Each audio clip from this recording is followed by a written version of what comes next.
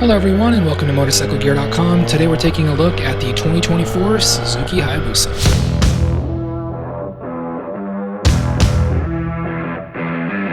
Welcome back everyone. Today I'm riding a Suzuki Hayabusa. We are out here in Southern California and really it's hard to ask for much more. Great roads and a Hayabusa. Now the Hayabusa is an interesting bike, as I would argue that it's one of the most recognizable names in all of motorcycles, and more importantly it is recognized in a very specific manner as a crazy fast and super dangerous bike.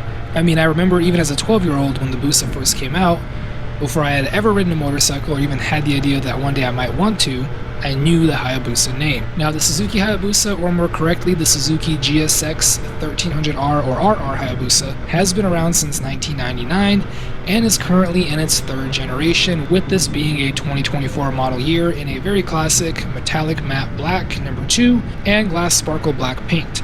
Now let's talk about some specs here. So with this bike, it does feature a 1340cc inline 4-cylinder engine, and it does produce a massive 190 horsepower and 110 foot-pounds of torque.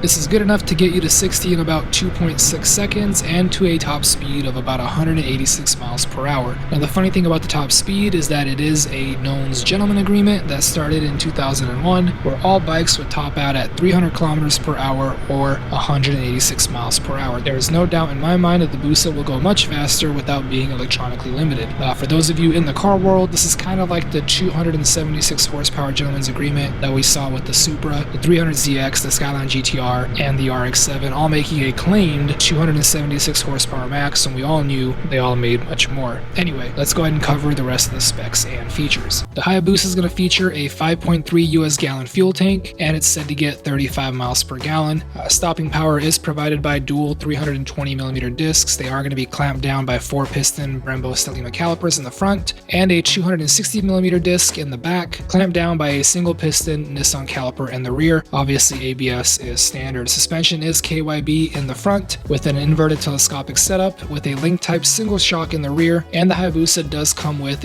Suzuki's Intelligent Ride System, or the SIRS, and it comes in at 582 pounds.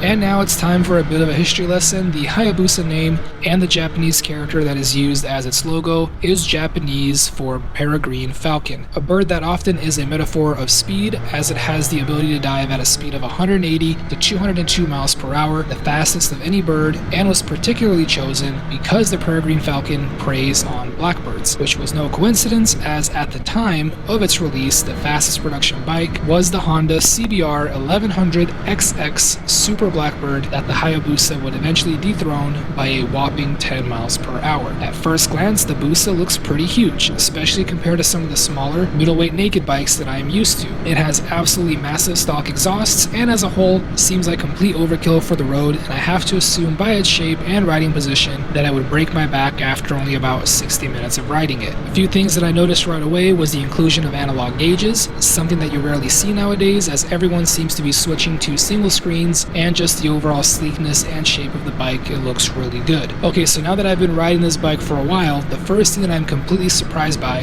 is just how comfortable this bike feels. I mean, it's not back-breaking at all. I'd say it's a touring bike level of comfortable. I'm really surprised here. I mean, I've had already done over an hour, and I'm not feeling any fatigue that I would expect to feel from a sport bike. And also at 582 pounds, it's not super heavy, but it isn't light either. Yet it carries the weight really well, as it doesn't feel heavy at all. It honestly feels very sturdy in the sense that you don't feel like a slight wind will push you over, but it doesn't feel heavy so that you don't have confidence in the handling. And speaking of handling again, the size and weight of this bike, the handling just isn't proportional. It handles so much better than I think it should at almost 600 pounds and at over 7 feet of length. Now for the most part, I have kept the bike in B mode, which is the less aggressive mode. Obviously I'm still learning the bike and wanting to get comfortable with it before I fully unleash it, but even in B mode I can confirm that yup, it's fast. I mean, it's kind of wild. I can just comfortably cruise in the mid to low RPMs and just kind of chill, like I said earlier, super comfortably like I'm on a touring bike, but then one slight turn of the wrist and boom,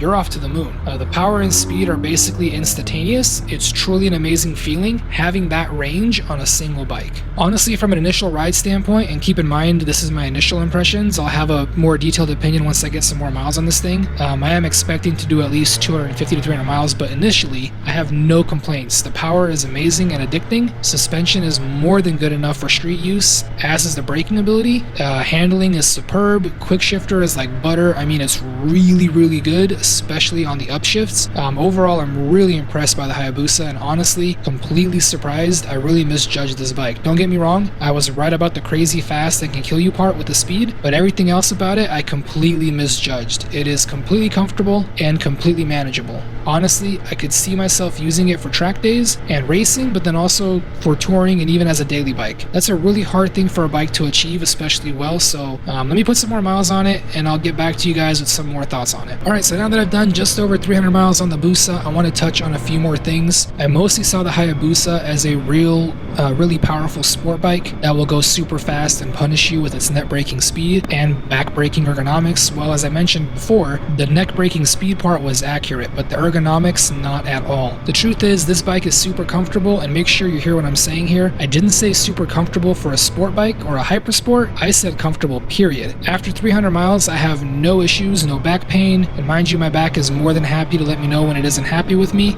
or with my choice of bike. I have no leg discomfort, no wrist issues, nothing. And quite frankly, when I'm properly tucked, no wind fatigue either. So really, the Hayabusa acts like it was built with comfort in mind as a first priority. I mentioned in the beginning that I felt like a grand touring bike in many ways, and again, I stick to that sentiment. There's just something about this bike. It's got a good amount of weight to it and a good amount of length to it as well, but I feel like the weight and length and even the width helped the Hayabusa feel really stable at speed, and the bike just tracks super well. One-handed riding just feels so easy and natural on this bike, and that's the thing, is the size and the weight of the bike help it feel stable and planted, but at the same time, it carries that size so well that it doesn't at all feel bulky or incapable of high precision handling. In fact, the Hayabusa handles incredibly well, so really it's a cool feeling. You feel like you have and feel the weight and size when it's to your benefit, and that you don't when it isn't. Also, the way you sit on this bike, well, it doesn't at all feel like I'm sitting on the bike. You feel like you're sitting in the bike, like you're surrounded by it. Some bikes you just feel like you're sitting on top of them, like if you were driving a car from its roof, Whereas the Hayabusa, you feel like you're somehow in the center of the bike, and that's just a very comforting feeling, especially when you're being a bit more spirited with it. Speaking of spirited, now to be fair, I haven't been ripping on it. In fact, I rarely gave it more than, say, 75% throttle, and that's because this bike is brand new. It isn't even broken in yet, so I really don't want to beat on it, but I say this to make a point about its performance. Even in B mode, and with only giving it about 75%, the Hayabusa is still a phenomenal performer. There's always power available, and the acceleration is amazing. Honestly, I don't know how you can get on this bike and ask for more. The power and performance is top notch. Also, now that I've had a good amount of time with it, I can confirm my previous statements about the brakes being fantastic. They were fantastic initially and continue to be fantastic throughout my time with the bike. Never had any issues with them. The same goes for the suspension. Again, comfortable, but still great handling, and again, no complaints there. The quick shifter has been absolutely phenomenal, both up and down. And again, remember that I am super picky with quick shifters, so that's going to be high praise coming from me. The shifter is very smooth, so smooth in fact that I am comfortable shifting and stop and go traffic while riding one-handed. That is how smooth it is. No jerkiness or kickback or hesitation at all. I have been on other bikes where there is no way you would shift one-handed. It's just a bad idea. Not here,